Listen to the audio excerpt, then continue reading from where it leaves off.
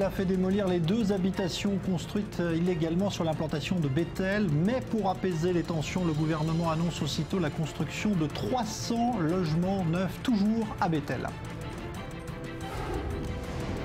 La France veut renouer et relancer ses relations avec l'Iran. Laurent Fabius était à Téhéran aujourd'hui. Il a remis une invitation au président Rouhani. Il se rendra à Paris en novembre prochain.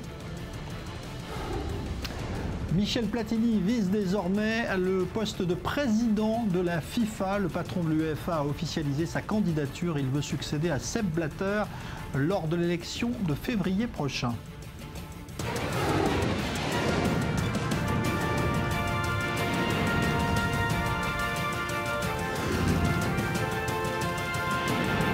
Le Grand Direct avec Jean-Charles Banou. Bonsoir, mais tout d'abord l'aviation israélienne qui est entrée en action une nouvelle fois aujourd'hui en territoire syrien. Une frappe qui aurait visé un véhicule transportant plusieurs combattants pro-Assad, mais aussi parmi eux des membres du Hezbollah libanais. Léa Berdugo. La frappe se serait déroulée dans le village druze de Hadar, dans la province syrienne de Quneitra, une région située à la frontière avec le Golan, annexée par Israël en 1967. Selon l'Observatoire syrien des droits de l'homme, 2 membres du Hezbollah et 3 autres des comités populaires, une milice pro-régime, ont été tués dans cette attaque. La localité de Hadar est encerclée depuis le 17 juin dernier par les rebelles syriens. Elle est située du côté syrien du plateau du Golan. L'armée israélienne s'est, elle, refusée à tout commentaire. Depuis mars 2014, l'État hébreu aurait frappé à 4 reprises l'armée syrienne et ses affiliés et une fois le Hezbollah en janvier dernier. 6 combattants du mouvement chiite, dont le fils d'Imad Mougniyeh, avaient été tués. La province de Quneitra est tenue en majorité par les rebelles. Cependant, le gouvernement syrien contrôle toutefois une poignée de villages et de localités. Depuis 2013, les responsables israéliens insistent sur le fait qu'ils ne souhaitent pas voir s'installer de base arrière de l'Iran près de la frontière israélienne. En décembre dernier, plusieurs positions avaient été visées près de l'aéroport international de Damas et dans la ville de Dimas près de la frontière libanaise. Les cibles visées auraient été une dizaine de dépôts d'armes placés sous la responsabilité du Hezbollah. La région de Quneitra avait déjà été la cible de raids, notamment en mars 2014. Alors évidemment, aucune confirmation officielle ce soir côté israélien, mais c'est l'habitude, c'est la tradition qui le veut. Bonsoir, Jacques Neria, notre expert militaire. Alors, quand même, Jacques, chaque fois qu'Israël a frappé en territoire syrien, ou a supposé frapper et supposé avoir frappé, c'était pour viser des choses qui avaient une importance stratégique. Alors la dernière fois, effectivement, qu'un convoi pareil avait été attaqué, c'était le fils de Imad Mougniyeh, accompagné de 2 généraux iraniens. Donc c'était une patrouille de chefs qui devait plus ou moins voir dans quelle manière déployer des troupes iraniennes à la frontière avec Israël. Donc ce qu'Israël ne pouvait pas sentir. Donc le choix de cette cible n'est pas un choix par hasard. Donc c'est une Jeep. On sait très bien que cette Jeep-là se promenait du côté de Hadar. Donc en principe un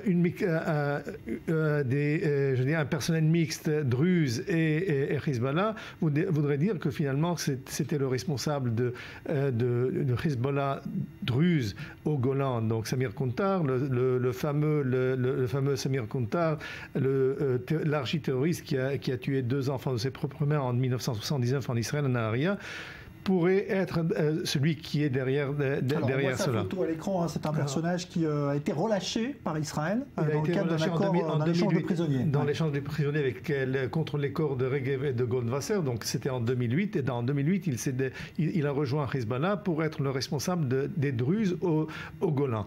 Donc si cette frappe effectivement s'est passée, je dirais ça ne m'étonnerait pas que ça soit lui qui était choisi comme cible, et de toute façon le monde se sentirait beaucoup mieux sans lui. Ouais, donc ça veut dire qu'Israël a toujours pour habitude de solder ses comptes avec ce genre de terroristes. Les comptes ouverts, on ne les a pas en Israël. Je dirais, nous avons un compte ouvert avec ce terroriste-là, et surtout, je dirais, ces 2 ans. Le prix du sang des enfants n'a pas été encore payé.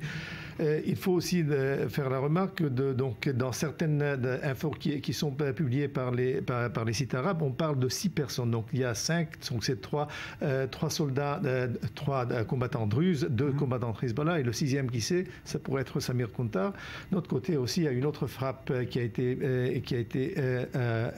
dans les nouvelles aujourd'hui, du côté de la frontière libanaise, non pas en Syrie, mais du côté de la frontière libanaise. On parle d'une attaque d'une cible qui appartient au Front populaire de Djibril, lui aussi allié de Hezbollah.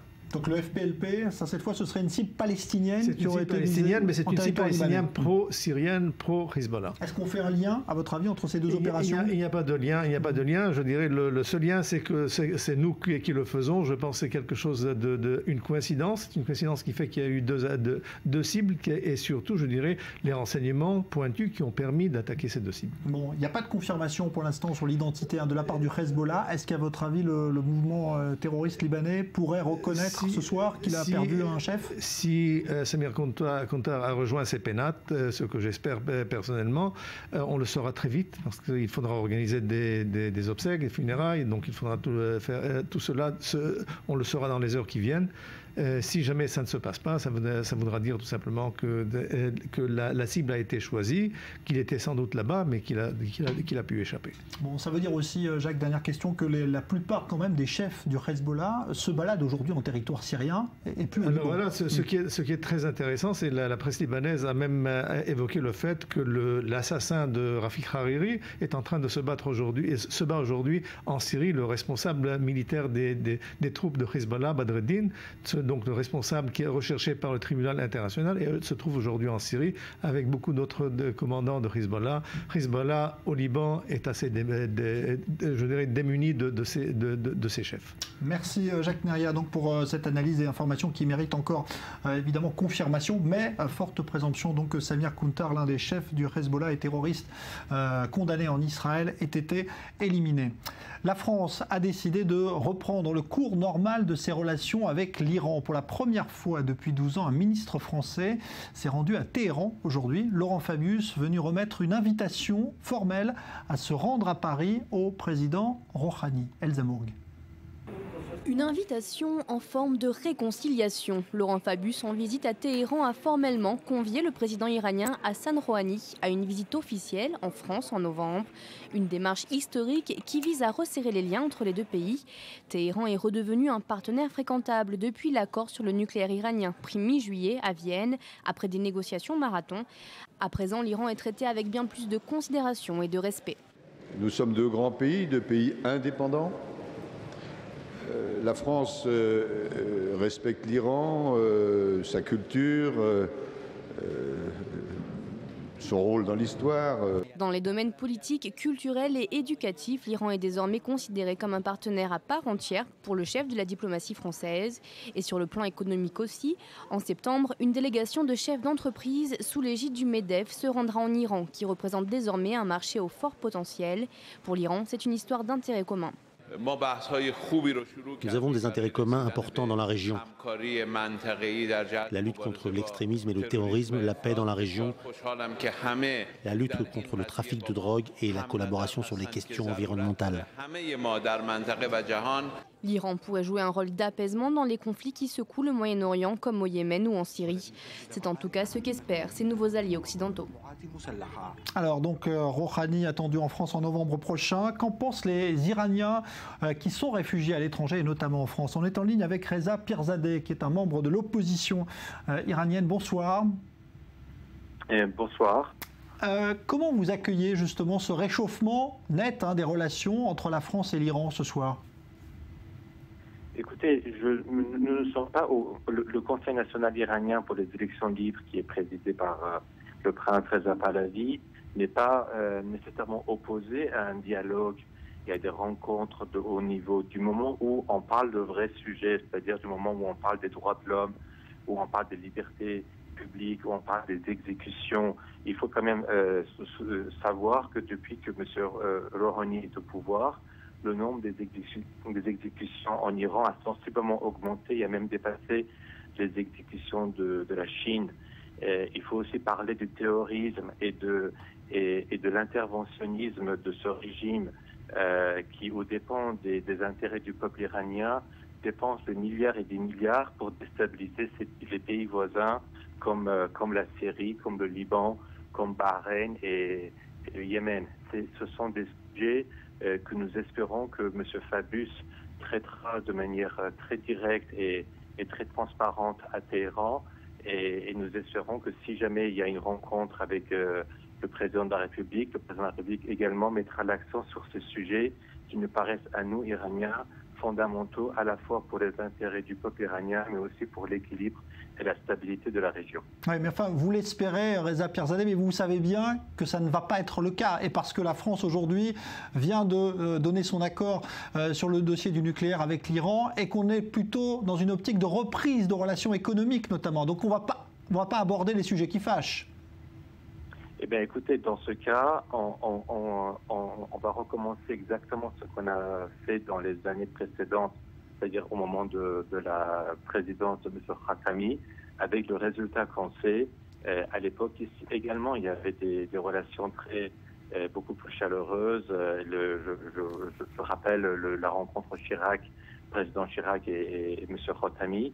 Et puis, on a vu où ça a mené et on a vu que l'Iran a failli se doter, la République islamique a failli se doter de la bombe nucléaire, ce qui n'est d'ailleurs toujours pas exclu. On a vu le développement du terrorisme et de l'instabilité régionale et avec le résultat que l'on sait depuis. Je pense qu'à un moment donné, il faut quand même connaître les priorités et savoir quels sont vraiment les vrais enjeux. Les vrais enjeux aujourd'hui sont la stabilité et la paix dans la région, qui passe par un changement radical de la politique en Iran, parce que ce régime, c'est dans sa raison d'être que d'exporter les valeurs de sa révolution islamique et d'imposer donc son hégémonie sur la région. Ce qu'il faut à tout prix éviter, et il faut pour cela soutenir le peuple iranien dans ses aspirations pour plus de liberté et de démocratie en Iran. C'est la seule solution. Si on oublie les droits de l'homme, à long terme, sur le plan économique, la France, l'Allemagne et les autres pays seront également perdants parce que, évidemment, le peuple iranien s'en souviendra. Vous n'avez aucun espoir, Reza Pierzadeh, qu'un jour ce régime change par lui-même. Il faudra un changement qui soit orchestré par le peuple, c'est-à-dire une nouvelle révolution? Ce régime a eu à maintes reprises la possibilité de changer par lui-même. Beaucoup parmi nous, les Iraniens, beaucoup d'Iraniens y ont cru, beaucoup d'étrangers également. Je vous rappelle au temps de président Khatami. On voit que aujourd'hui, avec Rouhani qui expose son sourire à l'étranger, mais en même temps, à l'intérieur, on voit que les exécutions et les arrestations se multiplient et sont en hausse constante. Et je ne vois pas de changement dans la politique de ce régime. On voit qu'en même temps, même si sur le dossier nucléaire, il y a quelques reculs de la part du régime, sur le reste, c'est-à-dire leur comportement dans la région, leur interventionnisme, leur soutien au terrorisme dans toute la région, on voit que rien n'a changé, bien au contraire, ils vont profiter de la manne financière qu'ils vont récupérer, pas pour développer le pays, pas pour permettre aux Iraniens de vivre mieux, mais pour soutenir les mouvements terroristes, pour attiser encore plus le feu et les tensions dans la région, aux dépens à la fois des intérêts du peuple iranien et de toute la région. Ça, c'est malheureusement la triste réalité. Il n'y a pas d'espoir à ce qu'avec les gens en place, il y ait un changement. En tout cas, je ne le vois pas arriver. C'est pour ça que la seule solution, c'est de soutenir le peuple iranien pour qu'il puisse, lui, faire le travail et se débarrasser de ce régime qui est un vrai cancer à la fois pour l'Iran et la région. Merci Reza Pierzadeh. Je rappelle que vous êtes donc l'un des représentants de l'opposition iranienne réfugiée donc à l'étranger et en l'espèce à Paris. La confirmation est donnée ce soir par un communiqué du palais présidentiel afghan à Kaboul. Le décès du Mollah Omar, le chef historique des talibans en Afghanistan. Il serait mort il y a 2 ans d'une maladie dans un hôpital pakistanais et il a réussi donc à échapper aux Américains et aux alliés qui l'ont traqué depuis le 11 septembre 2001, quasiment sans relâche. Il était très proche de Ben Laden. On en parle avec l'amiral Alain Koldefi qui est en ligne avec nous, qui est l'ancien major général des armées en France, qui a donc lui-même combattu les talibans et qui est également directeur de recherche à l'IRIS. Bonsoir. Bonsoir. Alors, d'abord, est-ce que ce Mollah Omar a représenté une sorte de légende, on va dire, dans la guerre qui a été menée par l'OTAN en Afghanistan ? Il est clair que pendant toute la période que vous avez indiquée, à partir de 2001, du fait qu'il avait été le chef de l'État afghan auparavant, de l'État taliban, il a constitué une cible de choix pour les forces alliées. Et aujourd'hui, bien sûr, sa disparition a beaucoup moins d'importance avec l'émergence de Daesh, de l'État islamique, et un processus qui en Afghanistan tente à se calmer légèrement. Alors il y a toujours beaucoup d'interrogations sur la manière dont il a réussi à échapper aux frappes, notamment des alliés. Il est mort au Pakistan. Est-ce que vous imaginez que le Pakistan ait pu aussi peut-être lui venir en aide, comme ce fut le cas, on le suppose, pour Ben Laden? Oui, bien évidemment, la frontière est très poreuse et c'est le lieu de tous les transferts et de tous les trafics. Les Pakistan n'ayant pas j'allais dire, la souveraineté sur cette partie de leur frontière, la souveraineté totale. Donc, pour les forces alliées qui voulaient l'abattre de façon, j'allais dire, à distance, et pas faire comme avec Ben Laden, une opération de vive force, le fait de ne pas vouloir tirer sur les populations, le fait d'être très très prudent dans la détermination des endroits où il se trouvait, a fait qu'effectivement, pendant des années, on lui a couru après. Est-ce qu'à votre avis, il a joué un rôle important dans les années de guérilla menées par les talibans depuis 2001 contre les alliés, justement? Est-ce qu'il était encore actif, selon vous? Oui, bien sûr, parce que la représentation des talibans autour du Mullah Omar, de Ben Laden, est très symbolique autour de personnalités très fortes, alors que dans l'État islamique, vous voyez bien qu'il y a une profusion de têtes et qu'on n'arrive pas à discerner très bien où sont les échelons centraux, mais les objectifs ne sont pas les mêmes. Donc réellement, il constituait une cible de choix pendant presque une dizaine d'années. Merci donc Amiral Alain Koldefy pour ce témoignage. On a vu que la tête du Mollah Omar était mise à prix par les Américains pour 10 millions de dollars, mais donc il serait décédé, c'est officiel, ce soir en tout cas, il y a 2 ans, des suites d'une maladie. En Turquie, le gouvernement et le Parlement turc ont autorisé effectivement aujourd'hui les États-Unis à utiliser la base aérienne turque d'Incirlik. Un accord de principe avait été donné il y a quelques jours par Ankara, et cela va donc permettre à la coalition de frapper les cible de l'État islamique beaucoup plus efficacement depuis donc le territoire turc. En Cisjordanie, la justice israélienne a fait procéder aujourd'hui à la démolition des 2 habitations illégales sur l'implantation de Bethel, malgré les tensions de ces derniers jours. Mais pour calmer le jeu, dans le même temps, le gouvernement Netanyahou a autorisé aujourd'hui la construction de 300 logements neufs sur cette même implantation. Maxime Pérez. Les bulldozers sont entrés en action à la mi-journée. Devant une foule de badauds et des activistes tenus à distance par un épais cordon policier, un premier engin se met à broyer la façade de l'une des 2 maisons de Reinhof à Bethel. Malgré l'appel des habitants de la localité, la Cour suprême venait de confirmer l'ordre de destruction prononcé le mois dernier contre ces bâtiments, construits selon elle illégalement. Les autorités israéliennes avaient jusqu'à jeudi minuit pour faire respecter ce verdict. Elles sont intervenues 36 heures avant l'expiration de l'ultimatum. Auparavant, les forces de sécurité ont dû repousser des dizaines de jeunes en colère. Des affrontements en règle où la police n'hésite pas à utiliser des canons à eau pour contenir les émeutiers. Face à elle d'ailleurs, plus qu'une résistance passive, jets de pierre et bousculades pour gêner le travail des policiers, mais aussi ces barricades et parfois même des boucliers improvisés pour ne pas avoir à se replier. Bilan des heures, une vingtaine d'interpellations qui s'ajoutent aux dizaines d'autres opérées depuis lundi soir. Ces incidents ont littéralement enflammé la classe politique israélienne. À droite, les critiques fusent de toutes parts contre Benyamin Netanyahou et son ministre de la Défense Moshe Ya'alon. Pour éviter que la fronde ne fragilise sa coalition, le chef du gouvernement israélien a immédiatement annoncé la construction de 300 nouveaux logements à Bethel. Sauf que cette fois, c'est l'autorité palestinienne qui monte au créneau. Elle accuse Israël de tout faire pour empêcher la reprise du processus de paix.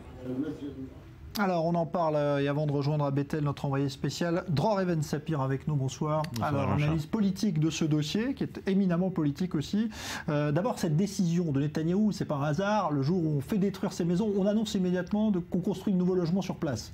Oui, c'est intéressant. On vient d'apprendre que cette décision n'a pas été prise à l'unanimité des membres du gouvernement et des membres les plus importants du gouvernement, parce que le ministre de la Défense, Moshe Yaalon, qui a été pris pour cible par les militants radicaux ou les plus radicaux du mouvement des implantations, eh bien, se serait opposé à cette décision, cette décision concernant la construction de 300 nouvelles unités de logement, parce qu'il craignait, Moshe Yaalon, que cette décision soit interprétée comme étant en quelque sorte une prime à la violence. On a vu à quel point les jeunes militants du mouvement des implantations s'en sont pris avec effectivement, en faisant usage de violence, en lançant toutes sortes de projectiles aux forces de l'ordre israéliennes.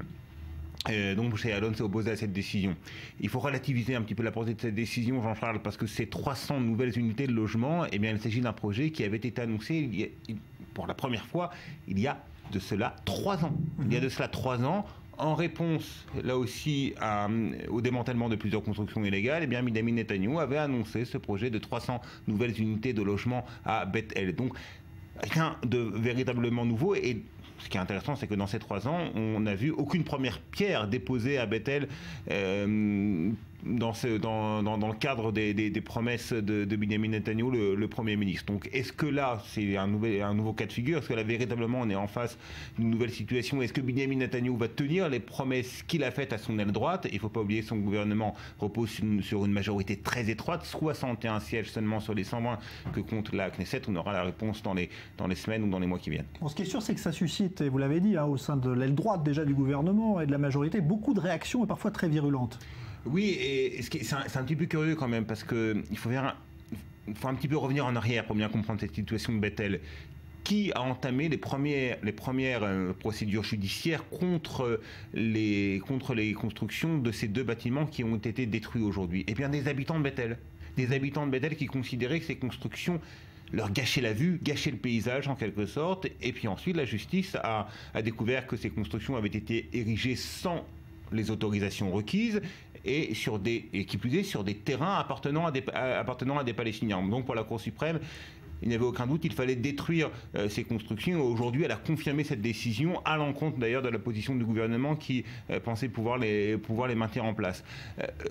Donc c'était en fait un problème, si vous voulez, de voisinage, comme on peut en rencontrer en Israël même et au-delà des implantations, mais qui a pris les proportions d'un véritable symbole politique. Et on sait que depuis quelques mois, le mouvement des implantations ressent une certaine frustration face à ce qu'il appelle un gel des constructions qui ne dit pas son nom, qui avance masqué en quelque sorte. Les militants des implantations constatent qu'il y a peu de nouveaux appels d'offres sur des constructions et des projets et de nouveaux projets immobiliers dans les implantations, et donc ils considèrent qu'ils doivent subir encore une fois un gel des constructions qui ne dit pas son nom. Donc on a l'impression un petit peu que Binyamin Netanyahou perd sur tous les tableaux par rapport à son aile droite qui est frustrée et qui l'exprime d'une manière parfois violente, et par rapport aussi à la communauté internationale, par rapport aux Palestiniens qui n'ont pas tardé à exprimer leur condamnation. Et il y aura probablement dans les jours qui viennent des condamnations du monde occidental, des Européens, des Américains concernant ces nouveaux, entre guillemets, projets de construction. Voilà donc pour ce qui est de la situation, le calme semble revenu ce soir. On doit retrouver dans le courant de cette édition notre envoyé spécial Maxime Perez sur place. Merci Dror Even Sapir. La Grande-Bretagne, elle, ne veut plus supporter seule le poids de ces migrants clandestins qui s'infiltrent sur son sol via le tunnel sous la Manche. Eurotunnel a d'ailleurs annoncé aujourd'hui avoir repoussé 37 000 migrants clandestins en l'espace de quelques mois. Et la France, eh bien, dans la foulée, veut renforcer son dispositif policier à Calais. Julia Ganancia. Nouveau drame à Calais. Un jeune Soudanais âgé d'une vingtaine d'années est mort en tentant de s'introduire sur le site d'Eurotunnel pour rejoindre le Royaume-Uni. Cette nuit-là, près de 1500 migrants ont essayé d'embarquer sur les navettes Eurotunnel. C'est le 9e migrant à perdre la vie à l'intérieur du site depuis début juin. Son corps a été retrouvé au pied d'une navette, probablement tué par un camion. Arrivent dès que la nuit tombe, à l'affût, ils pénètrent sur le site et dès qu'ils se cachent, dès qu'il y a une navette qui démarre, ils s'approchent de cette navette pour essayer de s'accrocher à elle. Et malheureusement, voilà, lorsqu'elle prend de la vitesse, on a des drames comme celui de cette nuit. La veille, déjà 2000 migrants avaient tenté l'intrusion. Depuis plusieurs semaines, les tentatives de pénétration de migrants sur le site d'Eurotunnel sont quotidiennes et massives. Plus de 300 policiers sont engagés à plein temps dans la région pour répondre à la problématique des migrants. Face à ces assauts, le ministre de l'Intérieur a annoncé le renfort de 2 unités de force mobile. Je veux indiquer que 2 unités de force mobile, soit 120 fonctionnaires, vont être temporairement affectés à Calais afin de contribuer à la sécurisation du site. Car depuis début juin et des travaux importants de sécurisation du port de Calais, barricades et barbelés incitent de nombreux migrants à se reporter sur le site du tunnel. Au bout, la promesse d'un avenir meilleur, avec un taux de croissance économique à faire pâlir d'envie les autres États européens, le Royaume-Uni agit comme un aimant. Ces gens fuient un pays en guerre, ils ont des raisons valables d'aller en Angleterre, ils parlent anglais, ils ont un diplôme qui sera reconnu en Angleterre, un médecin, architecte ou autre. Ils ont de la famille déjà là-bas qui les attend. Porté par une économie florissante, accusé aussi de ne pas en faire assez contre le travail au noir, le Royaume-Uni reste la destination rêvée de milliers de migrants clandestins. Ils sont souvent prêts à prendre tous les risques pour rejoindre ce qui est à leurs yeux un Eldorado. On va marquer une pause dans un instant, on va se retrouver pour la suite et notamment l'affaire Jonathan Pollard. Depuis que l'annonce de sa remise en liberté a été officialisée hier soir par les États-Unis et saluée évidemment en Israël, eh bien l'espion américain est attendu le 21 novembre prochain, mais il ne pourra pas regagner Israël immédiatement. On vous expliquera pourquoi dans un instant. On essaiera de voir également quels sont les tenants et les aboutissants de cette décision. Difficile de ne pas la rapprocher évidemment de ce qui s'est passé à Vienne dans le dossier du nucléaire iranien dans les relations entre Israël et les États-Unis. Et puis aujourd'hui, première réaction officielle de l'épouse de Jonathan Pollard qui a pris la parole depuis Jérusalem pour se réjouir évidemment de cette prochaine libération. Écoutez un extrait. Je compte les jours, les heures, les minutes et les secondes avant de pouvoir prendre Jonathan dans mes bras, avant que l'on puisse enfin refermer ce passé cruel et nous reconstruire notre vie. Voilà l'affaire Jonathan Pollard, peut-être au bout, après 30 ans donc d'incarcération pour l'espion américain accusé d'avoir livré des secrets militaires à Israël. On va en reparler en détail dans un instant. On parlera également de la candidature officielle, cette fois de Michel Platini à la présidence de la FIFA et puis des histoires d'animaux également à Lyon, au Zimbabwe et un panda qui fête ses 37 ans. À tout de suite.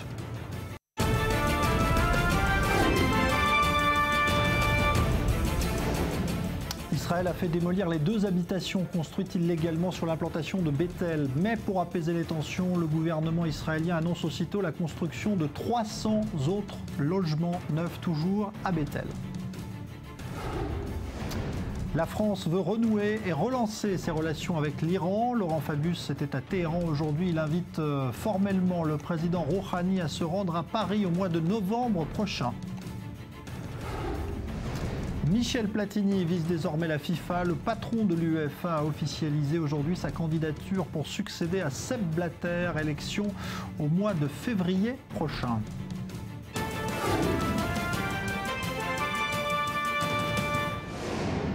Et au lendemain donc de l'officialisation de la libération de l'espion américain Jonathan Pollard, c'est son épouse israélienne Esther Pollard qui a pris la parole aujourd'hui. Brève déclaration devant la presse pour saluer le prochain retour à la liberté de celui qui est devenu une cause nationale en Israël. Il a passé 30 ans derrière les barreaux aux États-Unis pour espionnage. Cyril Amar.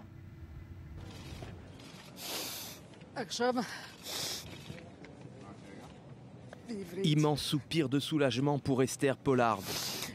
Après 30 ans d'emprisonnement, son mari va enfin retrouver la liberté.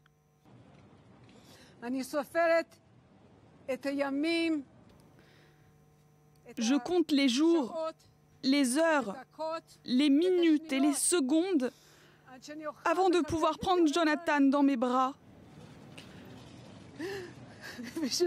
Avant que l'on puisse enfin refermer ce passé cruel et nous reconstruire notre vie. Novembre 85, Jonathan Pollard vient d'être arrêté par les agents du FBI alors qu'il tentait de trouver refuge à l'ambassade d'Israël de Washington. 2 ans plus tard, le verdict est sans appel. Ce sera la prison à vie pour espionnage au profit d'Israël. En 15 années, ce juif texan, ancien analyste de la marine, aura fourni à l'État hébreu des milliers de documents classifiés relatifs à l'URSS, aux pays arabes ou encore au Pakistan. Pris en flagrant délit, Israël adopte alors un profil bas. Son officier traitant refuse même d'aborder ce qu'il estime être un secret défense. Il faudra attendre 13 ans avant que Jérusalem ne reconnaisse officiellement avoir utilisé les services de ce juif américain. Dans les années qui suivent son arrestation, il n'y a guère que la droite radicale et religieuse israélienne pour exiger sa libération. Car entre-temps, Jonathan Pollard s'est rapproché de la religion et a épousé en secondes noces Esther Zeitz, une juive orthodoxe. Mais dès 1998, les Israéliens se montrent moins frileux. En pleine signature des accords israélo-palestiniens de White Plantation, le jeune Premier ministre Netanyahou menace de faire capoter l'accord si Pollard n'est pas gracié. Bill Clinton y songe un instant avant de refuser sous les menaces de démission de son chef de la CIA. Élevé au rang d'héros national, les Israéliens jugent trop lourde la peine infligée à Pollard pour un fait d'espionnage au profit d'un pays ami. Tel un serpent de mer, le dossier est sans cesse remis sur la table par les dirigeants israéliens. En 2010, Netanyahou propose la libération de Pollard en échange d'un gel de la construction en Cisjordanie. En 2012, Shimon Peres, qui doit être décoré de la médaille de la liberté par Barack Obama, s'envole pour Washington avec une pétition de 70 000 Israéliens de droite comme de gauche. Artistes, prix Nobel, écrivains ou simples citoyens, tous évoquent alors des considérations humanitaires et la dégradation de l'état de santé du prisonnier. Pour l'ancien président israélien, Washington a fini par entendre le message. Je voudrais exprimer ma reconnaissance pour la libération de Jonathan Pollard. 2 ans plus tard, Netanyahou récidive. Il propose une prolongation du processus de paix avec les Palestiniens en échange d'une relaxe. À chaque fois, les demandes d'Israël se heurtent au refus obstiné de Washington. 30 ans jour pour jour après son incarcération, Jonathan J. Pollard retrouvera la liberté à l'âge de 61 ans, mais il devra attendre 5 ans pour quitter le territoire américain. Si Israéliens et Américains s'en défendent, la clémence de Washington a de forts relents de compensation au lendemain de l'accord nucléaire avec Téhéran. Alors, plusieurs questions soulevées donc par cette annonce, et en attendant qu'elle soit effective en novembre prochain. Bonsoir à vous, Nadia Ellis. Bonsoir, Jean-Charles. Vous êtes professeure à l'université, chercheuse à l'université de Tel Aviv et spécialiste dans l'analyse du discours. Et puis Freddy Eitan, bonsoir, ambassadeur d'Israël. Alors d'abord, est-ce que vous faites un lien entre, parce que c'est quand même trop beau pour ne pas le faire, entre la conclusion de cet accord sur le nucléaire iranien qui a courroucé les Israéliens et puis le fait que les Américains annoncent au bout de 30 ans qu'ils remettent en liberté Jonathan Pollard quelques semaines après? Non, il n'y a aucun rapport. Il faut dire qu'il y a 2 choses. D'abord, il y a beaucoup de choses qui n'ont pas été dévoilées et peut-être à la suite on saura ce qui s'est passé vraiment avec Jonathan Pollard, qu'est-ce qu'il a révélé, quels sont exactement les documents qui ont été transmis, quelle sont la nature donc de ces documents. Mais je crois que la justice américaine a tourné en rond pendant plusieurs années. Et sur le plan humanitaire, je crois qu'elle a failli, dans le sens où ce n'est pas de la part d'une Amérique qui souhaite avoir la justice et la liberté, ne pas relâcher Pollard comme tous les autres. Il y a eu des espions de plusieurs pays qui n'ont pas été longtemps comme Pollard en quarantaine dans une prison isolée. Maintenant, il faut le dire aussi, que Jonathan Pollard, plus tard on a su, c'est un espion israélien, puisqu'il a une nationalité, vous savez, il a été... Il est américain au départ. Il est né américain, ça va de soi. Mais pour dire, comme Shimon Peres vient de le dire, nous sommes reconnaissants aux Américains, non, il n'y a pas de reconnaissance là. La justice a tranché, 30 ans après, on purge une peine, et bien on est relâché après. Il n'y a pas eu de faveur de la part des autorités américaines. Ça, c'est une chose.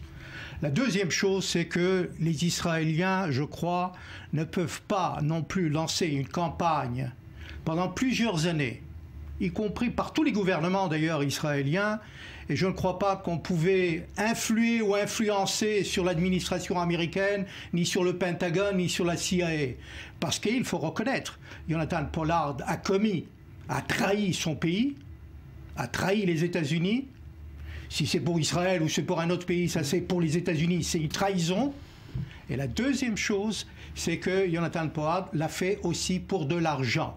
Et donc, ici, il ne s'agit pas, ce n'est pas un James Bond non plus, et ce n'est pas quelqu'un qui a été au sein même du Mossad ou si vous voulez, un homme de l'ombre. Il a été, je dirais, un émissaire qui a transmis certaines choses, et ça s'est arrêté là. Ouais. Et donc, enfin, quand même, aujourd'hui, Nadia, il est vu en Israël un peu comme un héros, ce qui n'est pas le cas évidemment aux États-Unis, mais ça veut dire qu'il a dû quand même avoir un rôle important à jouer. Mais en fait, au cours de ces 30 ans, sa position, son image et vraiment le discours autour de Pollard a changé. Il y a eu un moment où, franchement, c'était pas au centre de l'attention israélienne.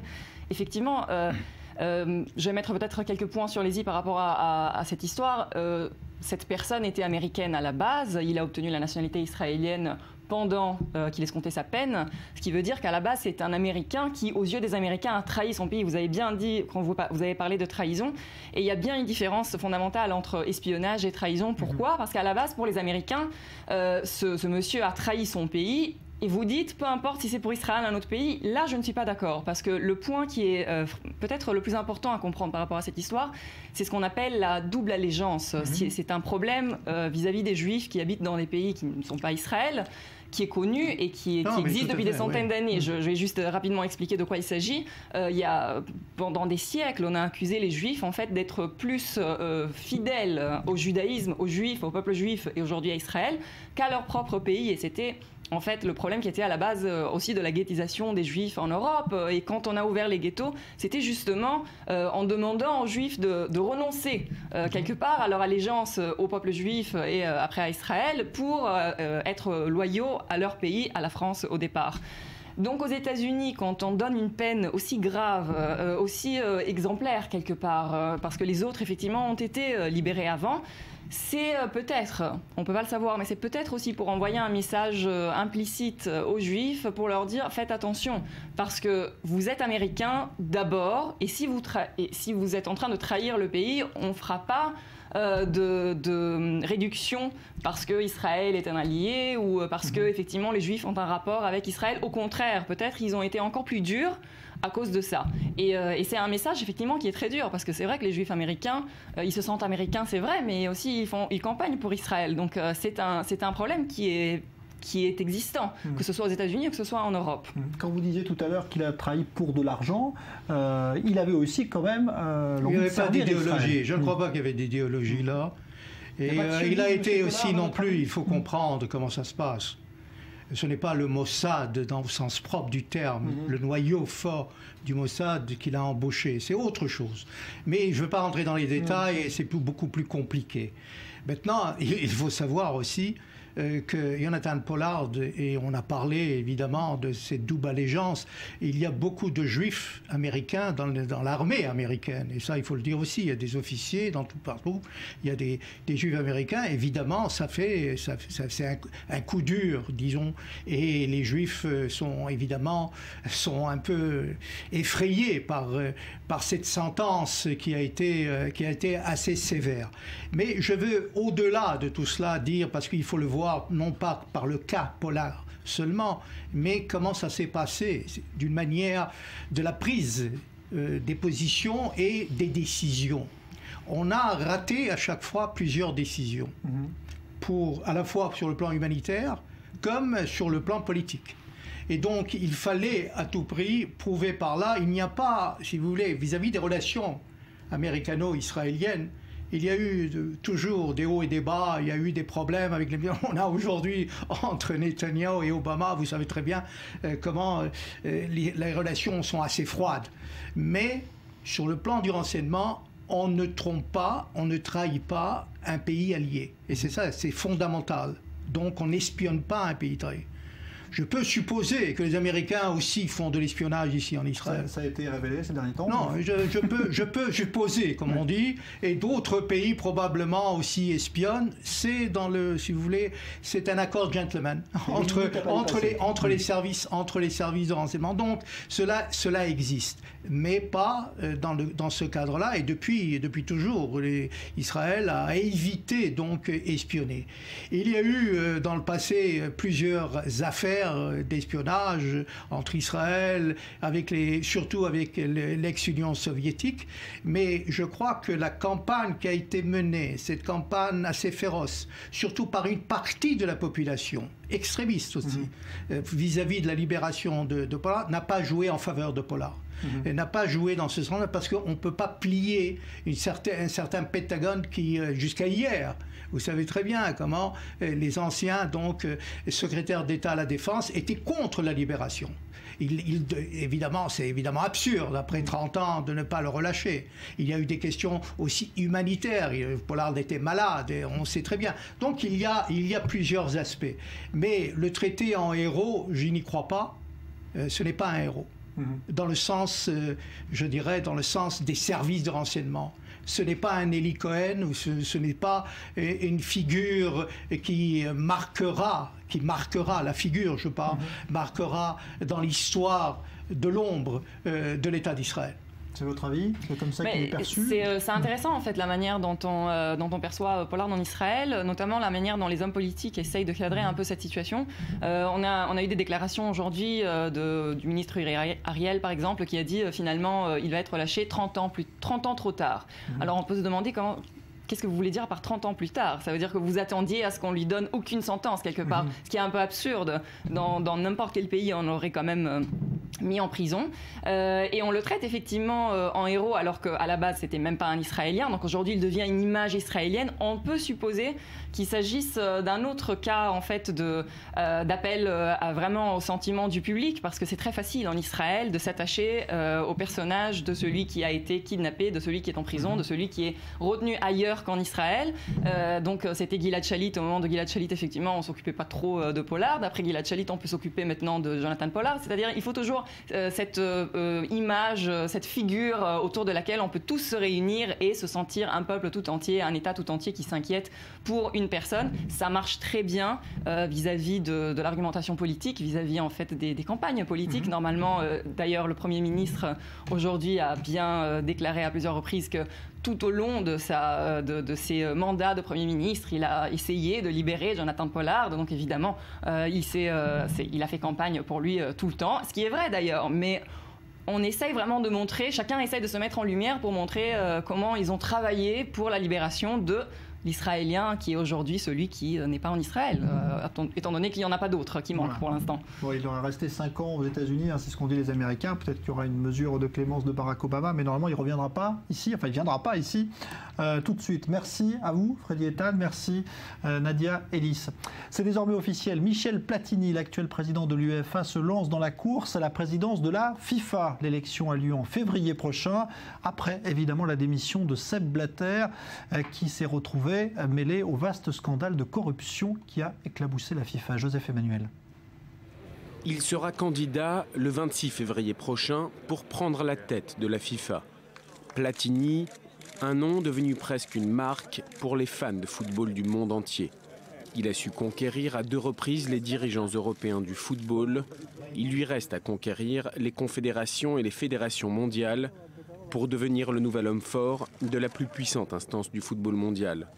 En cas de succès, l'actuel président de l'UEFA succéderait donc à Sepp Blatter, président démissionnaire en juin dernier. Dès le début du scandale de corruption qui a frappé la FIFA, Platini prenait la tête du mouvement contestatoire anti-Blatter et depuis le début, il ne mâche pas ses mots. Nous avons suivi, comme vous tous, ou grâce à vous, un peu tout ce qui s'est passé ces derniers jours.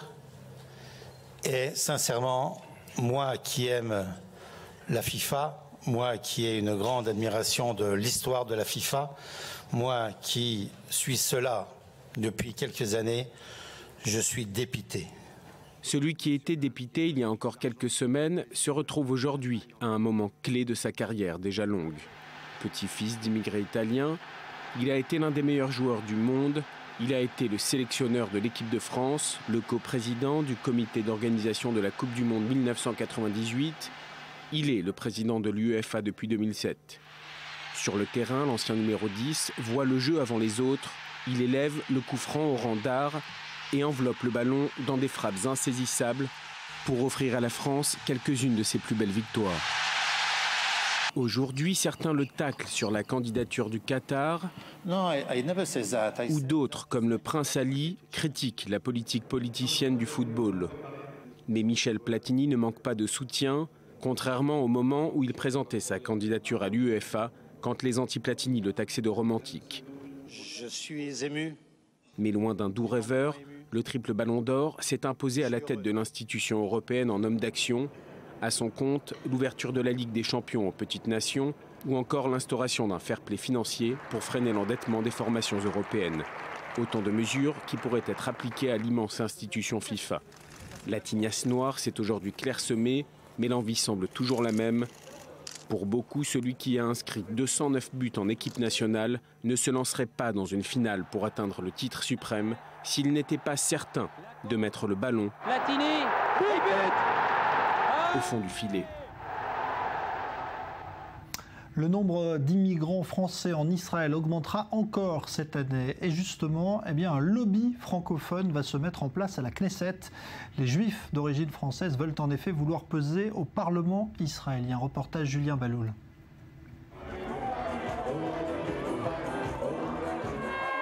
Les immigrés français en Israël sont de plus en plus nombreux et ils veulent faire entendre leurs intérêts. Pour y parvenir, ils tentent de s'organiser en un groupe de pression uni au Parlement israélien, le lobby francophone. L'inauguration officielle a eu lieu à la Knesset ce mardi. Plusieurs associations françaises, des députés et un ministre ont fait le déplacement. Le ton est d'emblée donné. Nous allons accompagner le ministre dans ses démarches pour rendre meilleure la vie des immigrés et surtout permettre une arrivée encore plus massive des Français en Israël.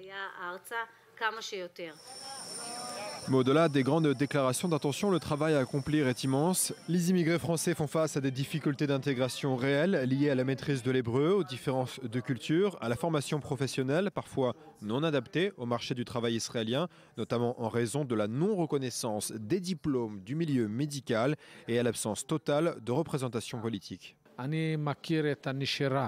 Je connais les difficultés de la jeunesse. Une grande partie des immigrés de France, d'Ukraine et des États-Unis ne parvient pas à s'intégrer, notamment à l'école. Je connais les chiffres. Je sais que beaucoup d'immigrés ne parviennent pas à trouver du travail et ne s'en sortent pas face à la bureaucratie israélienne. Certains sont obligés de retourner en France. C'est inacceptable. Mais si ce député est conscient de la situation et a à cœur de l'améliorer, d'autres sont moins disposés à venir en aide aux immigrés français. Le sujet n'est pas encore pris totalement au sérieux par tous les députés. Ceux qui n'ont pas un lien personnel avec les immigrés français ne vont pas se sentir concernés par le lobby. Si nous ne nous organisons pas et ne nous rassemblons pas, personne ne nous écoutera. Et la situation actuelle ne changera pas. Nourit Koren, la présidente du tout nouveau lobby francophone à la Knesset, elle en tout cas est déterminée et elle a d'ores et déjà lancé des chantiers concrets, notamment la création d'une formation en français à l'école d'avocats basée sur le droit israélien. Parmi nos priorités figurent les questions de l'emploi, de l'apprentissage de l'hébreu, la reconnaissance des diplômes et les problèmes de logement. Nous voulons encourager l'immigration de France et nous voulons que les immigrés français restent en Israël avec leurs enfants. Des projets qui seront probablement observés de près par les 8500 immigrés de France qui arrivent en Israël cette année et par des milliers d'autres juifs qui envisagent eux aussi de franchir le pas. On parlait hier soir de l'ouverture à Berlin en Allemagne des Maccabiades, ces Jeux olympiques auxquels participent des athlètes juifs venus du monde entier. Le symbole de cette cérémonie d'ouverture dans le stade des Jeux olympiques du régime nazi de 1936 est évidemment l'image forte de cette manifestation. Le reportage sur place de Mathias Inbar. Bienvenue à la maison. C'est ainsi que les organisateurs des Maccabiades européennes ont lancé la cérémonie officielle. 79 ans plus tôt, l'organisation Maccabi fuyait sous le joug de l'Allemagne nazie pour Londres. Cette compétition regroupant des athlètes de communautés juives dans le monde et des Israéliens de toute confession était cette année marquée sous les signes de la tolérance. Sur scène, Adel Tawil, musicien allemand d'origine égypto-tunisienne, en duo avec le chanteur juif américain Matisse Yaou. Sous celui du souvenir, en témoigne cette flamme emmenée par des bikers d'Israël en passant par le camp d'Auschwitz et qui reviennent à Berlin, plus de 74 ans plus tard, après avoir quitté la ville allemande en 1931. Une flamme déposée par la fille d'un athlète juif non autorisé à participer aux Jeux Olympiques d'été de 1936 à Berlin.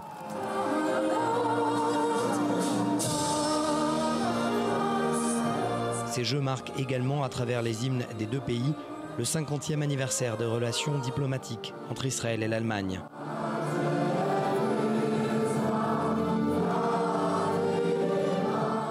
Au cœur du complexe du stade olympique de Berlin, l'antre d'Adolf Hitler en 1936, un poids du passé que ne partagent pas toujours les Berlinois.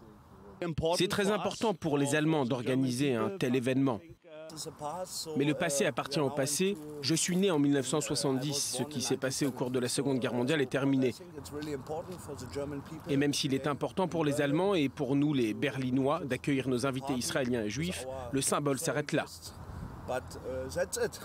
Au cœur de la compétition, les athlètes préfèrent retenir l'émotion autour des lieux, mais regardent aussi vers l'avenir. La relation entre le passé et le présent est incroyable. Le fait qu'il y ait eu tant d'antisémitisme et de guerre ici, c'est incroyable, on ne le ressent plus. On pourrait être à Londres, n'importe où dans le monde, je me sens en sécurité. On ne doit pas oublier le passé, en aucun cas, mais il faut avancer, toujours se souvenir d'où l'on vient et se souvenir de ne pas y retourner. De l'émotion, certes, sans oublier l'enjeu de ces maccabiades. 2000 athlètes de 36 pays qui se rencontrent autour de 19 disciplines. Football, bien sûr, badminton, tennis de table, escrime ou encore la natation. Après le spectacle, place donc au sport et les compétitions ont commencé ici à Berlin pour ces maccabiades européennes et ces athlètes de se jeter littéralement à l'eau. Voilà, et les sports, cette fois avec la NBA, la magie du basket américain qui opère partout et pas seulement d'ailleurs en Amérique du Nord. La preuve, plusieurs joueurs vedettes de ce championnat sont en Israël pour rencontrer de jeunes basketteurs en herbe et le succès est au rendez-vous. Reportage Maël Benoliel. Ils ont des étoiles plein les yeux. Une centaine de jeunes basketteurs de Tel Aviv sont en train de réaliser leurs rêves. S'entraîner aux côtés de stars de la NBA. C'est comme un rêve de rencontrer des joueurs NBA et s'entraîner avec eux, c'est encore mieux. C'est un grand plaisir et c'est l'expérience d'une vie. C'est génial de voir ces stars de la NBA. Je suis super fan d'eux. Qu'ils s'appellent DeMarcus Cousins, Chandler Parsons, Iman Shumpert, Caron Butler, Tyreke Evans ou Alan Anderson, qu'ils jouent pour les Sacramento Kings, les Dallas Mavericks, les Cleveland Cavaliers, les Milwaukee Bucks, les New Orleans Pelicans ou les Washington Wizards, ils ont tous répondu à l'appel de l'association d'Omri Caspi, premier joueur israélien à évoluer dans la meilleure ligue de basket au monde. Une association qui a pour but d'améliorer l'image d'Israël dans le monde et de combattre les campagnes de boycott menées par le mouvement pro-palestinien BDS. Je voulais juste venir en Israël avec mes meilleurs amis, qu'ils voient d'où je viens, qu'ils connaissent mon pays. Parce que bien souvent, ils voient Israël à la télé sous un mauvais jour, comme sur CNN en temps de guerre ou d'autres chaînes. Je leur ai dit, venez passer du bon temps avec moi, vous verrez Israël avec vos propres yeux. On va bien s'amuser, vous apprécierez l'expérience. Donc je pense que maintenant, ils seront de bons ambassadeurs de notre pays et c'est le plus important. Réaliser le rêve de ces enfants n'est donc pas le seul objectif de ces joueurs de basket. Des joueurs qui, pour la plupart, n'avaient jamais mis les pieds en Israël. Connaître Omri et pouvoir jouer avec lui en NBA, c'est déjà super. Mais être ici, voir d'où il vient, partager sa culture et manger toute cette délicieuse nourriture, et voir aussi toute l'histoire de ce pays, c'était très impressionnant. C'est un voyage que je n'oublierai jamais. Ça a été fantastique, voir de ses yeux plutôt que d'en entendre parler. J'ai pris plein de photos pour ma famille et mes amis. Il y a beaucoup de choses à voir et je suis chanceux de les avoir vues. Après 7 jours de découverte en Israël, il est temps de rentrer aux États-Unis pour ces champions.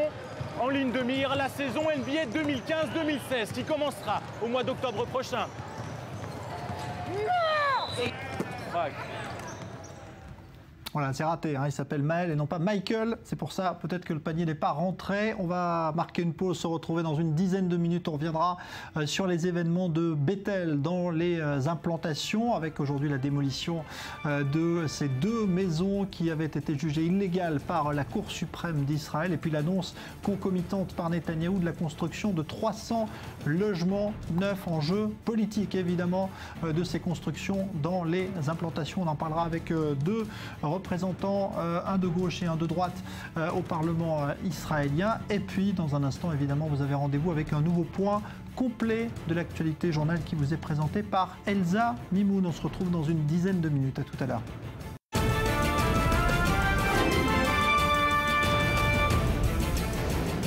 Retour du grand direct, on parlera dans un instant des événements de l'implantation de Bethel avec ses destructions et en même temps ses annonces de construction de logements. Mais tout d'abord, cette découverte surprenante à Vilnius, dans la capitale lituanienne, tout au nord de l'Europe. Les restes ensevelis de la grande synagogue qui avait été détruite par les nazis viennent d'être mis à jour dans le sous-sol de la ville. C'est le témoignage ultime d'une communauté juive totalement engloutie par la Shoah. Joseph Emmanuel. Elle refait surface 70 ans après sa destruction, et c'est un peu l'antique communauté juive de Vilnius en Lituanie qui ressurgit avec sa synagogue retrouvée. Des vestiges sous terre où se dresse aujourd'hui une école. Cette synagogue était la plus grande de Lituanie. On l'appelait le Petit Sanctuaire, en référence au Temple de Jérusalem. Comme la plupart des édifices de la culture juive d'Europe de l'Est, la grande synagogue a été détruite pendant la Shoah. Une équipe commune d'historiens des antiquités d'Israël et de Lituanie vient d'identifier ces restes. Un radar conçu spécialement pour la mission a été utilisé pour sonder le sol. Le sol de cette synagogue était à 1 ou 2 mètres sous le sol d'aujourd'hui. Donc quand on fera les recherches, on pourra retrouver plusieurs endroits et objets. Non seulement l'arche de la zone sainte, mais également l'estrade où avaient lieu les offices. Peut-être même qu'on retrouvera les bains rituels qui se trouvaient à l'arrière du bâtiment. Des bains rituels très fréquentés par la communauté juive de Vilnius. Cette ville était alors appelée la Petite Jérusalem. Avant la guerre, près de 40% de sa population était juive. La quasi-totalité sera assassinée par les nazis et leurs sbires lituaniens. La grande synagogue de Vilnius a été construite en 1630. Gravement endommagée par les nazis, le bâtiment et ses annexes seront rasés dans les années 50 par les soviétiques. La légende raconte que le bâtiment était si grandiose et imposant que Napoléon, de passage à Vilnius pendant la campagne de Russie, l'aurait longuement admiré depuis le seuil. L'intérieur était de style Renaissance italienne et donnait une impression de grandeur tout en inspirant respect et crainte. Il fallait descendre quelques marches une fois entré dans le bâtiment. Une loi interdisait aux synagogues d'être plus élevées que les églises. Ainsi, en plaçant le sol plus bas que le niveau de la rue, les architectes gardèrent un espace important tout en respectant la loi en vigueur à l'époque. L'extérieur, massif, devait servir de refuge pour la communauté juive en cas de danger. Lors des grandes fêtes, la grande synagogue pouvait accueillir jusqu'à 5000 fidèles. Voilà donc pour ces fouilles exceptionnelles qui vont se poursuivre donc sur site à Vilnius. On vient maintenant à ce qui s'est passé en Cisjordanie aujourd'hui à Bethel, l'implantation avec de vives tensions depuis plusieurs jours et donc aujourd'hui la décision de démolir finalement ces 2 habitations qui ont été jugées illégales par la Cour suprême d'Israël. Il y a eu également dans le même temps l'annonce du gouvernement israélien de construire 300 logements neufs sur cette même implantation. Évidemment il y a un lien avec tout cela. Lien politique, on en parle avec 2 représentants de partis. Bonsoir Jérémy Halimi. Bonsoir. Vous représentez le parti Foyer Juif qui est dirigé par Naftali Bennett, qui s'est rendu d'ailleurs à Bethel hier, on l'a vu sur les images. Bonsoir à vous Gilbert Finkel. Bonsoir. Pour le parti Meretz de la gauche israélienne. D'abord, est-ce que vous trouvez normal l'un et l'autre de voir ces images où la police vient faire exécuter une décision de justice et puis il y a ces incidents quand même assez violents auxquels on a assisté hier. Est-ce que vous trouvez que c'est normal d'empêcher finalement une décision de justice d'être exécuté, Jérémy Halimi ? Tout dépend de ce qu'on appelle la justice en fait. C'est évident que dans le le projet du foyer juif pendant les élections, on l'a vu, on l'a répété. Nous parlions d'appliquer donc la loi israélienne ici dans tous les territoires de la zone C. Et il y a beaucoup de choses à faire aussi au niveau justice, et je pense que la nouvelle ministre de la Justice, Ayelet Shaked, s'y applique pour éviter d'arriver à ce genre d'extrémité.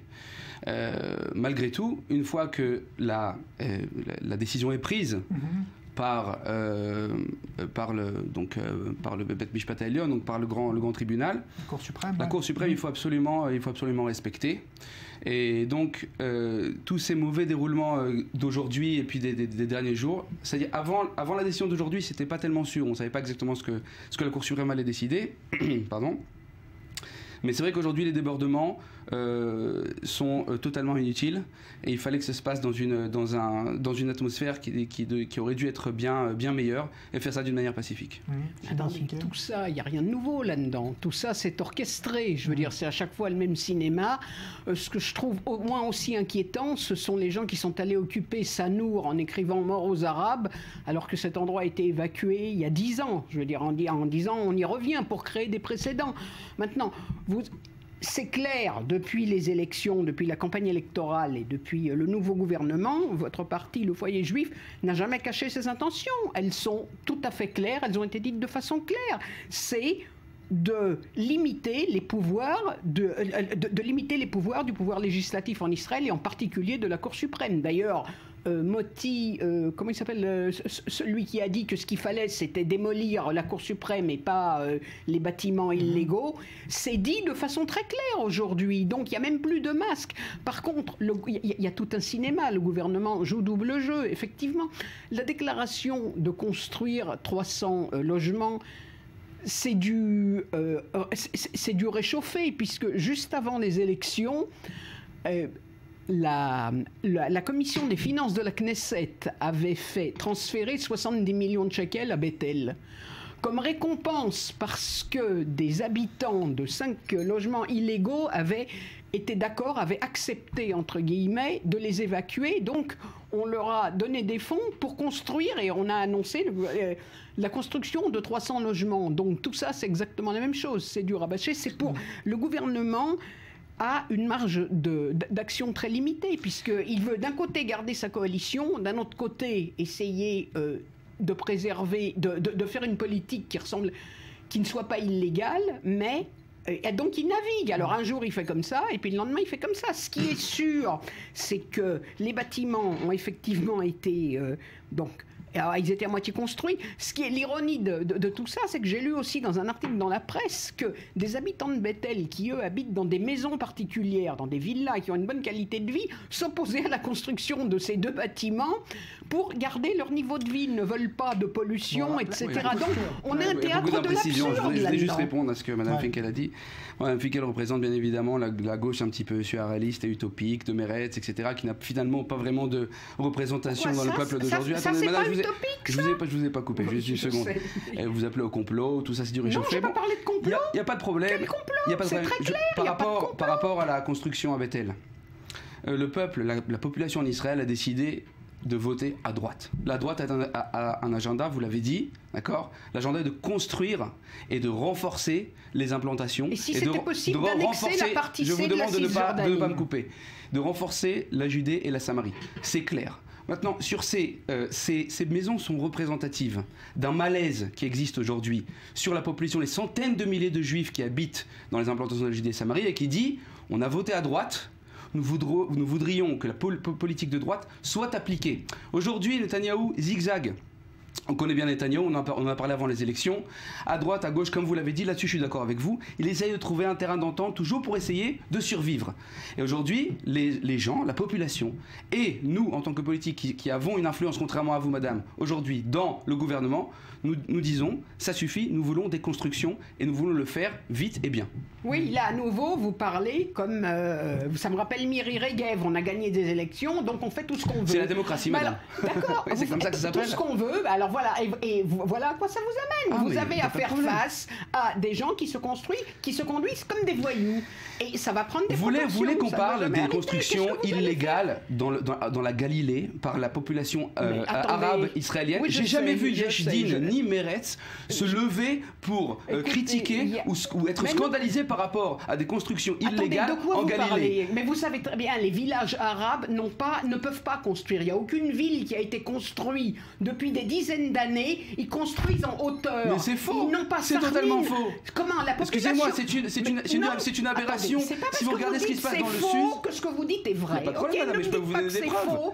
Toutes les localités arabes en Galilée ne peuvent pas construire en largeur, elles sont limitées en hauteur parce qu'on ne leur alloue pas de terre. Il n'y a aucune ville arabe nouvelle qui a été construite depuis des dizaines d'années. Vous pouvez dire c'est faux. Alors je vais vous expliquer la différence, peut-être que vous ne la connaissez pas. La différence, non, laissez-moi parler. Dans le Negev, alors là, on va tout de suite démolir tout ce qui est illégal. Ils reconstruisent, on démolit à nouveau et les gens se retrouvent à la rue. Là-bas, on démolit très vite. Très vite. Je vais répondre à Jérémy Alimi là-dessus. C'est une tactique C'est une tactique bien connue, mais enfin bon. Il y a certains endroits dans les... je connais bien le sujet par hasard. Dans les villages arabes qui sont en Galilée, il y a certaines parties des villages... territoire israélien à l'intérieur de ce qu'on appelle totalement la ligne israélien, verte. à l'intérieur on est à l'intérieur de la ligne de verte, il n'y a pas de problème. En Israël, on a une grosse minorité de population arabe de laquelle nous sommes fiers. Je le dis clairement, c'est totalement la position du foyer juif. Et dans ces villages-là, il y a certains endroits où, effectivement, c'est interdit d'élargir les villages. Pour diverses raisons, c'est plus ou moins les mêmes raisons qui sont aujourd'hui à Bethel. Alors c'est pour ça qu'effectivement la population arabe vient et dit nous ne pouvons plus élargir, nous n'avons plus de place, et alors construit en hauteur, et à ce moment-là aussi la justice vient, et enfin de temps en temps, mais ce qui est sûr madame, c'est qu'on n'aura jamais d'organisation comme Yesh Din, qui aujourd'hui, qui est une organisation, on est d'accord, juive en fait, un genre d'ennemi interne, qui vient et qui dit voilà... Oh, quel grand mot, ennemi interne, il y a une démocratie encore pour le moment ici, les gens ont le droit de ne pas être d'accord avec la politique officielle, ok, ne parlez pas d'ennemis. Ces gens-là ne sont pas des ennemis, mais c'est comme ça que j'en parle, ils sont des Israéliens autant que vous. Évidemment, Israéliens, et les habitants arabes sont aussi... Je récuse cette expression. Et les Arabes aussi sont des citoyens israéliens autant que moi, là-dessus on est d'accord. Simplement, j'aimerais bien voir Yesh Din aller aujourd'hui en Galilée pour faire ce travail sur les villages de la population arabe. Alors moi, je vais vous poser une autre question. Naftali Bennett a proposé de faire appliquer la loi israélienne dans les territoires, ok, ce que vous appelez la Judée et Samarie. J'y vais maintenant. Les chefs d'entreprise, aux salariés, donc elle s'appliquerait aux salariés palestiniens qui travaillent comme salariés dans les entreprises israéliennes dans les territoires. Maintenant, les chefs d'entreprise s'y sont opposés parce qu'ils disent que ça les mènerait à la faillite. C'est-à-dire qu'on a là-bas 2 poids 2 mesures où il y a des Israéliens qui emploient des travailleurs palestiniens salariés selon les conditions de la loi jordanienne. Et on sait très bien que le niveau de vie là-bas, c'est à peu près, est beaucoup plus bas que chez nous, donc sans les conditions sociales, etc. Et il a reculé, Naftali Bennett, là-dessus. On sait aussi que votre parti voudrait annexer la partie C des territoires. Il l'a dit, donner la nationalité israélienne à 150 000 ou 200 000 Palestiniens qui n'en veulent pas. Si on parlait du programme de Naftali Bennett, il s'agit d'annexer effectivement entre 50, je vais même vous dire plus, 50 et 70 000 Palestiniens qui font partie des le chiffre est discutable, mais admettons. Il n'y a pas de problème. Aujourd'hui en Israël, on a quasiment 1 million de citoyens arabes. Je ne pense pas que 70 000 personnes vont changer la donne. Laissez-moi finir. Vont changer la donne. Non, il y en a 1 million. Quand vous dites les chefs d'entreprise, 1 200 000, encore mieux. Quand vous dites les chefs d'entreprise, encore une fois là-dessus, au niveau précision, vous n'êtes pas terrible, parce que moi je connais bien au moins 2 ans. Oui, je connais bien Soda Club. On a beaucoup. J'ai dit que je l'ai lu dans la presse. Vous l'avez lu dans la presse. Soda Club a déménagé. Madame, vous avez lu dans la presse. Excusez-moi. Soda Club n'a pas déménagé. Je n'ai pas dit que c'était des fêtes. J'ai dit que je l'ai lu dans la presse. C'est un peu ironique. C'est vrai, c'est ironique. Je ne vérifie pas les sources de ce que j'ai lu dans la presse. Je vous propose de parler de ce que vous savez et de représenter vos électeurs d'une manière digne et de représenter une position de gauche sans attaquer l'autre côté alors que vous ne connaissez pas les faits. Quand vous parlez de Yesh Din. Alors là, on s'éloigne du sujet qui était celui des constructions dans les implantations. Est-ce qu'aujourd'hui, vous avez l'impression que construire dans les implantations dans le contexte actuel, c'est quelque chose qui est bien reçu à l'étranger? Est-ce que c'est une bonne chose que le gouvernement s'engage dans une politique de construction alors qu'on voit bien que tout est très sensible? Je comprends la question. Vous avez 1 minute chacun. Il n'y a pas de problème. La question qui revient tout le temps.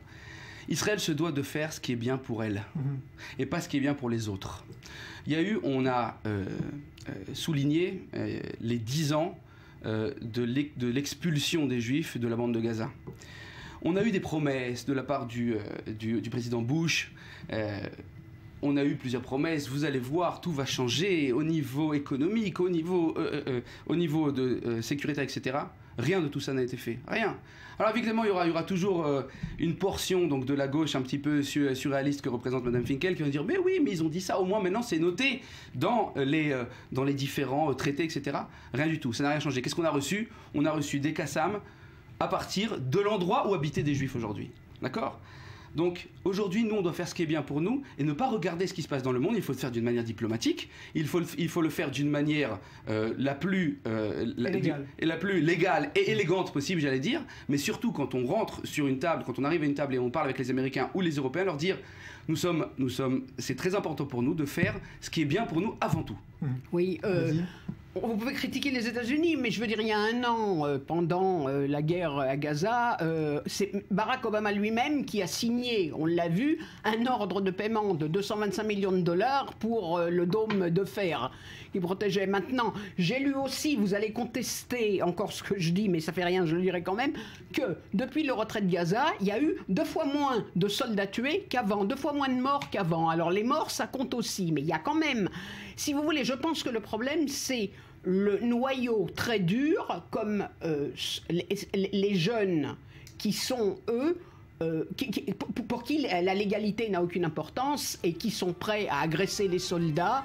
Je veux dire, ça, c'est des choses que les gens n'aiment pas tellement voir ici, quand même, malgré tout, agresser les soldats. Il faudrait peut-être un peu les calmer. Ce que j'ai du mal à comprendre, c'est comment, quand il se passe des choses comme ça, Bennett menace, mais il reste quand même dans la coalition, alors qu'elle fait une politique qu'il critique de l'intérieur. Bon, on n'aura pas le temps d'aller plus loin. Merci en tout cas, Gilberte Finkel, Jérémy Almy. Vous retrouverez. On aura le temps d'en reparler aussi, c'est sûr. Nouveau journal dans un instant avec Elsa Mimoud. Bonne soirée.